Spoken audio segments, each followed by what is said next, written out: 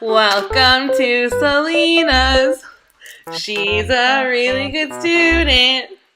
She's gonna teach you math stuff, and she'll do it well.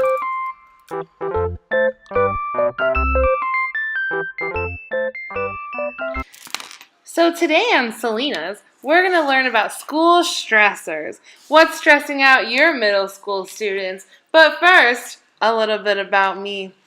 My name is Selena Susu, and I am a middle childhood education major over at Kent State University. This podcast is going to be mainly for other Kent State student education majors as well as teachers in the field looking for new perspectives on things.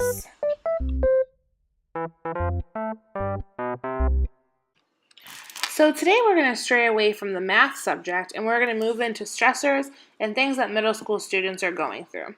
So one of the largest things obviously is going to be their schoolwork and deadlines. For a middle school student, that is very stressful. They might not have the study ethics, they might not know what exactly they need to do, it might be difficult to talk to the teacher, so that's just a stressful situation all around. Number 2 could be fitting in and having the right friend group. So if you're not fitting in and you're not in a friend group, then you might have struggle with your appearances in school and your image and what's going on there. And that all leads to bullying. So when fitting in isn't being fulfilled, that's when bullies might come sneak in and take advantage of that.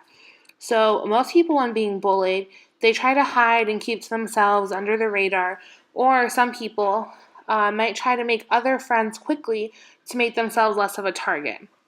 With cyberbullying, doesn't really matter what kind of group you're in, what kind of situation is going on. With cyberbullying, everybody can be a victim and everybody can be the victor.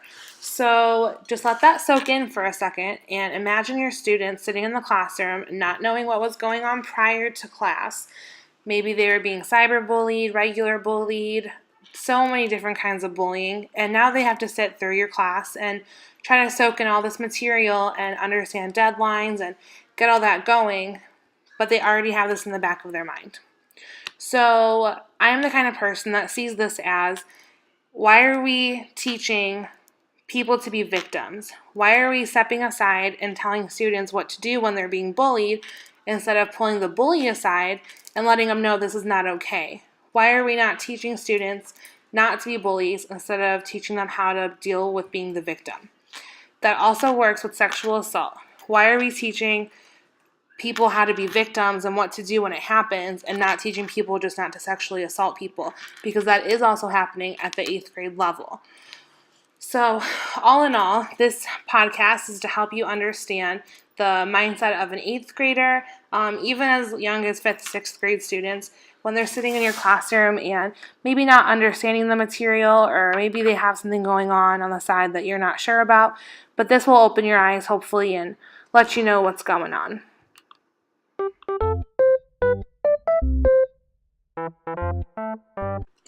So all in all, I think that we need to understand that our students have stress and outside influence that needs to be taken into account when looking at their overall day.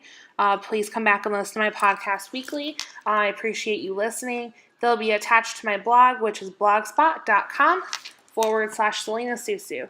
Thanks and come again. Math is fun!